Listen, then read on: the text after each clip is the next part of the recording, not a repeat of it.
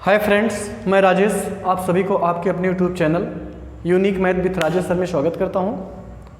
Friends, आज हम सब क्लास 9th मैथ एनसीईआरटी के chapter number 6 line and angles के प्रश्नावली 6C के प्रश्नों पर चर्चा करेंगे।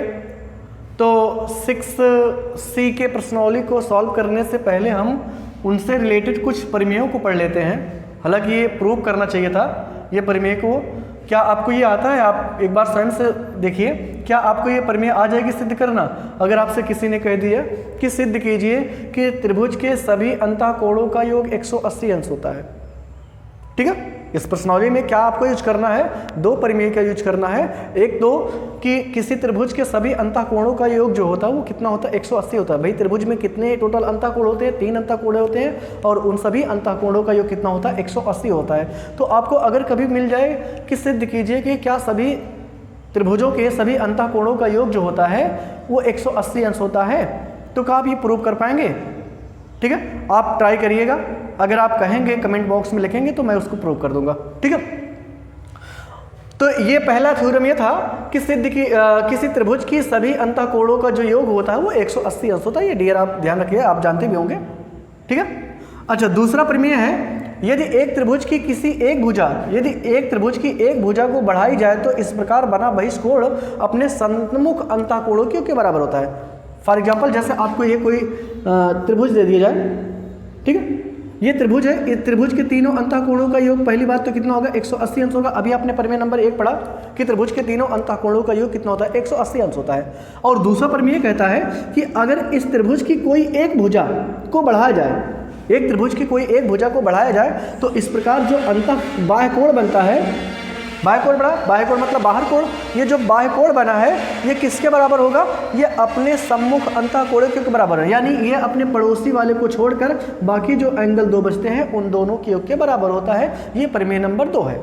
ये आप ध्यान रखिएगा कि किसी त्रिभुज का बाह्य कोण जो होता है वो अपने सम्मुख अंतःकोणों के योग के बराबर होता है। और पहली परिमेय क्या थी कि किसी त्रिभुज के तीनों अंतःकोणों का योग जो होता है वो कितना होता है? 180 अंश होता है। और ये दोनों परिमेय आप याद रखेंगे, ठीक है, क्योंकि इन्हीं का हम यूज करेंगे आप प्रश्नावली 6 में, ठीक है। तो प्रश्नावली 6 का प्रश्न में यहाँ नोट कर रखा है, क्योंकि ये वीडियो जो है ज़्यादा लॉन्ग ना हो, इस वजह से हमने पहले प्रश्नावली के प्रश्न को नोट कर रखा है। जैसे यहाँ पहला प्रश्न क्या है? कहता है आकृति में त्रिभुज PQR की भुजाओं PQ और RQ को क्रमशः बिंदु S तथा T तक बढ़ाया गया, ठीक है। यानी एक त्रिभुज है जिसका नाम क्या है? PQR, ऐसे बना लीजिए, ठीक है। एक त्रिभुज है जिसका नाम है PQR, हो गया। इसका नाम हम क्या रख दें? P, इसका नाम Q और इसका नाम R दे दें, ठीक है। त्रिभुज PQR की भुजाओं QP ये है, QP और RQ को क्रमशः बिंदु S, मतलब है QP को S तक बढ़ाया गया है, ऐसे ये, ठीक है। QP को ऐसे कहाँ तक बढ़ाया गया है? S तक, ओके। इसका नाम S दे देते हैं। और RQ की बात करें तो RQ ये है, RQ को कहाँ तक बढ़ाया गया है? RQ की यहाँ थोड़ा सा लिख ले, Q को, RQ को कहाँ तक बढ़ाया गया है? ये बढ़ाया गया है बिंदु T तक। इतनी बात समझ में आएगी नहीं? RQ को कहाँ तक बढ़ाया गया है? बिंदु T तक। बात समझ में भाई? यहाँ तक कोई प्रॉब्लम नहीं ना? ऐसे ये बढ़ाया गया है, ये थोड़ी तिरछी लग रही है, ठीक है। इसको बढ़ाया गया है। तो QP इसी को S तक बढ़ाया गया है, और जो RQ है RQ इसी को T तक आगे से बढ़ाते गया है, ठीक है। अब कहता है कि SPR यानी ये वाला एंगल वो कितना है? 135 है, दिया ना कि SPR जो है 135 है। और कहता है PQT यानी ये वाला जो एंगल है वो कितना है? 110 है। तो आपसे पूछ रहा है PRQ ये वाला एंगल आपसे पूछा जा रहा है, ठीक है ना? कोई दिक्कत तो नहीं है। अच्छा, आप ये बताओ कि अगर हम एक यूज कर लें कि ये वाला इन दोनों कोणों का योग कितना होगा? टोटल कितना होगा? ये होगा टोटल 180 अंश, क्योंकि ये क्या है? यस पी क्यू एक रेखा है और इस पर एक किरण खड़ी है और किरण खड़ी होती है तो इनके दोनों आसन्न कोणों का योग जो होता है 180 अंश होता है। यानी आप क्या लिख सकते हैं, यहाँ सॉल्यूशन में हल में लिखोगे कि angle S P R plus ये वाला एंगल क्या होगा, R P Q plus R P Q, ये बराबर कितना होगा, 180 अंश होगा। क्यों होगा, क्योंकि रैखिक युग्म बना रहा है, नहीं एक रेखा बना रहा है ना ये, तो रैखिक युग्म के दोनों कोणों का योग जो होता है वो कितना होता है, 180 अंश। अच्छा एस पी आर का मान मिला है, एस पी आर का मान जो है वो 135 मिला है, तो एस पी आर के प्लेस पे 135 रख दीजिए। आर पी क्यू बराबर कितना हो जाएगा, 180 अंश, ये इधर प्लस इधर आके माइनस हो जाएगा, यानी आर पी क्यू जो है 180 माइनस कितना हो जाएगा, 135 हो जाएगा। तो यहाँ से आर पी क्यू निकालेंगे, आर पी क्यू निकालेंगे तो कितना आएगा, 180 में से 135 को निकाल दीजिए तो 35 में 5 जोड़ेंगे 40 हो जाएगा, और 40 40 80 यानी 45 आएगा। कितना आएगा, ये 45 आएगा। किसका मान, जो मुझे चाहिए नहीं था, ये आ गया 145, मुझे चाहिए नहीं, लेकिन बिना इसके हेल्प से ये भी नहीं फाइंड होगा ना, तो ये मिल गया ये। अच्छा अभी आपने प्रमेय नंबर 2 पढ़ा कि एक त्रिभुज की जो अगर भुजा बढ़ाई गई है, ये देखिए त्रिभुज की एक भुजा बढ़ाई गई है तो इस प्रकार जो बहिष्कोण बनता है ये अपने सम्मुख अंतःकोण के योग के बराबर है, यानी अपने पड़ोसी के छोड़कर ये दोनों कोण बचते इन दोनों के योग के बराबर होता है। तो आप वही फार्मूला लगा दीजिए, इसका यूज भी हो जाएगा प्रमेय नंबर 2 का। तो आप क्या लिखोगे, एक फार्मूला होता है कि त्रिभुज का बाह्य कोण जो होता है, बहिष्कोण या बाह्य कोण, त्रिभुज का बाह्य कोण या बहिष्कोण क्या होता है, बहिष्कोण जो होता है वो होता है सम्मुख अंतःकोणों के योग के बराबर। ये प्रमेय आपके क्लास 7th में है, ठीक है, याद रखिएगा। त्रिभुज का बहिष्कोण जो है सम्मुख अंतःकोणों के योग के बराबर होता है, सम्मुख अंतःकोणों का योग, ठीक है, यहाँ टी लिख देते हैं, कोणों का योग, ओके। अब सम्मुख बाह्य कोण कौन है, बाह्य कोण तो यही है जिसका नाम है पी क्यू टी ना, ओके, बाह्य कोण तो यही है, इस यही तो बाह्य कोण है जिसका नाम है पी क्यू टी, यानी पी क्यू टी बराबर जो है वो किन दो कोणों के योग के बराबर होगा, इसके और इसके योग के बराबर होगा।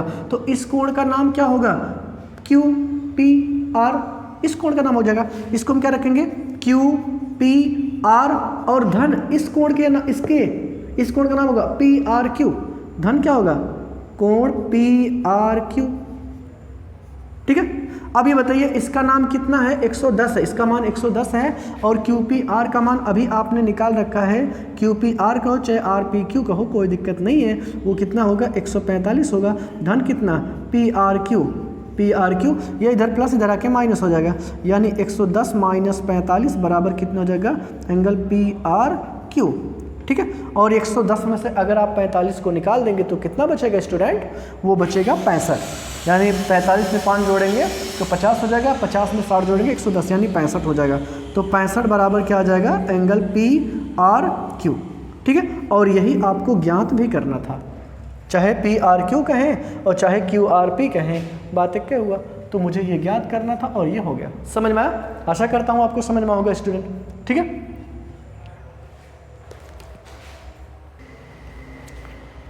चलते स्टूडेंट, प्रश्नोली का दूसरा प्रश्न है, कहता है आकृति में x बराबर एंगल x बराबर 62 degree and angle X Y Z बराबर 54 डिग्री है। कहता है यदि वाई ओ और जेड ओ क्रमशः ट्रायंगल एक्स वाई जेड के एक्स वाई जेड और एक्स जेड वाई के क्या हो, समद्विभाजक हों। वाई ओ और जेड ओ किस त्रिभुज के, एक्स वाई जेड के, यानी एक एक्स वाई जेड की बात हो रही है जिसका नाम है एक्स वाई जेड। ऐसे आप एक त्रिभुज बना लीजिए, ठीक है। एक त्रिभुज क्या बनाना है आपको, एक्स वाई जेड बनाना है, तो ऐसे हमने बना लिया जिसका नाम है एक्स वाई जेड। कोई प्रॉब्लम, इसका नाम है एक्स और इसका नाम है वाई और इसका नाम है जेड, ओके। अब कहता है कि वाई ओ, यहाँ शुरुआत में देखिए, कहता है कि कोण x बराबर कितना है, 62 डिग्री है, इतनी बात नहीं। और कहता है कि एक्स वाई जेड जो है वो कितने का है, वो है 54 अंश का, ये 54 डिग्री का है ना X Y Z, X Y Z, X Y Z, ये वाला कोड 54 का है। अब कहता है वाई ओ और जेड ओ, त्रिभुज एक्स वाई जेड के एक्स वाई जेड यानी एक्स वाई जेड ये कोण है, इसका समद्विभाजक ये, और दूसरा कोण कौन है, एक्स जेड वाई इस कोण का समद्विभाजक है। इसको ऐसे मिला दीजिए, ठीक है, इसको ऐसे मिला दीजिए, ये बनता है ओ, ठीक है ना डियर। क्या समझाया गया, तो कहता है कि ओ जेड वाई ये मान ज्ञात करना है, और दूसरा कहता है कि वाई ओ जेड ये ज्ञात करना है। ओके, तो पहली बात तो ये बताएं कि अगर मुझे ये ज्ञात करना है तो सिंपल सा, अगर थोड़ी देर के लिए इसको ना देखें, ये ज्ञात करना है, आप इसको ना देखिए, सपोज करिए या नहीं है, तो आपको ये दिख रहा होगा कि एक एक्स वाई जेड त्रिभुज है और त्रिभुज में एक्स का मान मिला है और ये वाला मान मिला है, और ये वाला तो हम ज्ञात कर सकते हैं त्रिभुज के तीनों अंतःकोणों के योग से ना। सपोज करिए ये है ही नहीं अभी, ठीक है, तो आपको इसको निकालने में कोई प्रॉब्लम नहीं होनी चाहिए, क्योंकि एक त्रिभुज है, उसके त्रिभुज के तीनों अंतःकोणों का योग कितना होता है, 180 अंश। अभी आपको हमने प्रमेय बताया है कि एक त्रिभुज के तीनों अंतःकोणों का योग कितना होता है, 180 अंश होता है। तो यहाँ दो कोण आपको गिवन है, दिया है, और तीसरा कोण निकालने में कोई प्रॉब्लम नहीं होना चाहिए। तो कैसे निकालोगे, लिखोगे त्रिभुज एक्स वाई जेड में, किसमें, एक्स वाई जेड में, कि एंगल एक्स ना और प्लस एंगल वाई और प्लस एंगल जेड, यानी एंगल ये सिंगल हो गया, एंगल वाई ये पूरा हो गया, एंगल जेड ये पूरा हो गया ना, बराबर कितना, 180 अंश ना।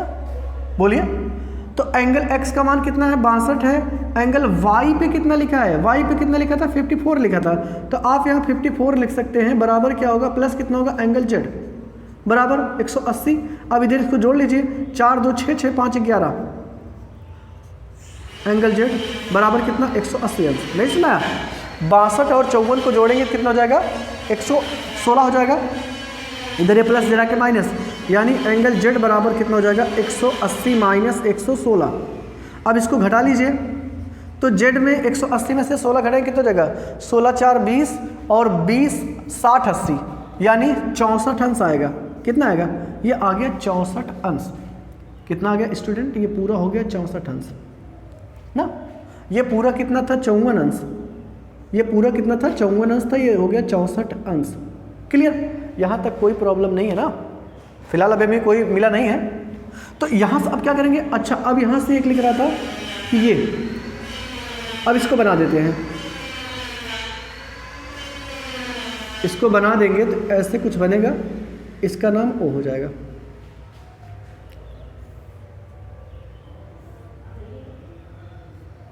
ठीक है, अब आप लिखेंगे चूंकि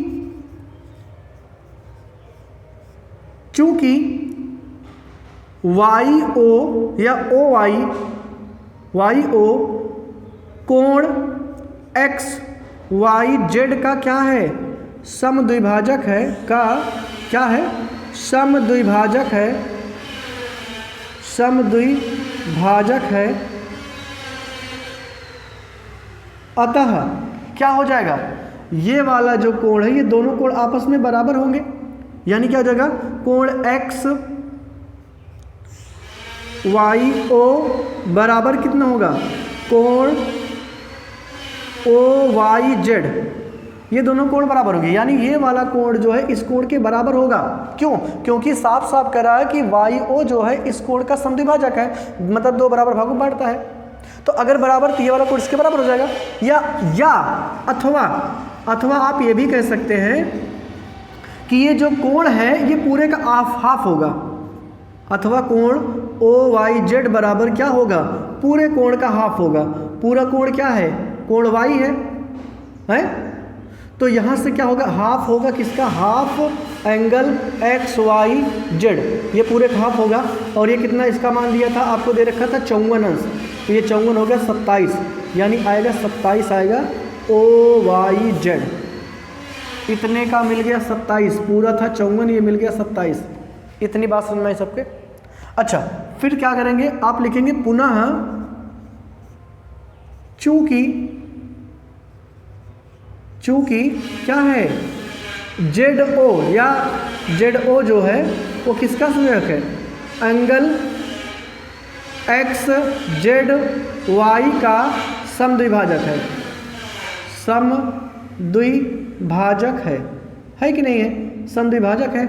अच्छा बताइए, अगर समद्विभाजक इसका मतलब ये दोनों आपस में बराबर होंगे, यानी या ये वाला कोण पूरे का क्या होगा, आधा होगा, तो आप लिखेंगे OZY, एंगल OZY जो है वो हाफ होगा पूरे एंगल का। पूरे एंगल का नाम क्या होगा, XZY, एंगल XZY। और अभी आपने XZY का मान निकाला था 64, तो 64 इसको काटेंगे तो कितना आएगा, 32 आएगा, यानी OZY एक तो मान मिल गया। OZY क्या पूछ रहा था, OZY का मान मिल गया। अब आपको हेस का मान ज्ञात करना है, तो किस लिखोगे, त्रिभुज OYZ में, त्रिभुज OYZ में क्या हो जाएगा, ये तीनों कोणों का योग, तीनों कोण का, इस कोण का नाम क्या होगा, इस कोण का नाम होगा YOZ, यानी YOZ। इस कोण का नाम क्या होगा, OYZ, धन OYZ। और इस कोण का नाम क्या होगा, YZO बराबर 180 अंश। अभी आपने प्रमेय पढ़ा था कि त्रिभुज के तीनों अंतःकोणों का योग कितना होता है, 180 अंश होता है। तो अभी आपने इसका मान तो OYZ का मान निकाल रखा है, और इसका भी मान निकाल रखा है कि OYZ ना। तो यहाँ से क्या लिखोगे, YOZ, इसका तो ज्ञात ही करना है, रहने दीजिए इसको, और धन OYZ का मान 27 अभी आपने निकाला, 27 धन OZY, इसका मान अभी आपने 32 निकाला, बराबर कितना, 180 अंश। यहाँ से हो जाएगा एंगल OYZ बराबर, ये जोड़ो कितना हो जाएगा, 7 2 9 3 2 5 बराबर 180 अंश। तो यहाँ से एंगल YOZ बराबर कितना हो जाएगा, 180 माइनस कितना, 59, और घटा लीजिए 59 1 60 यानी 121, ठीक है। तो ये कितना आएगा, 121 अंश आएगा इसका मान, ठीक है स्टूडेंट, ये समझ में आया। अच्छा प्रश्न है, और इसमें दोनों प्रॉपर्टी यूज हुई है, ठीक है, समझ में आया स्टूडेंट।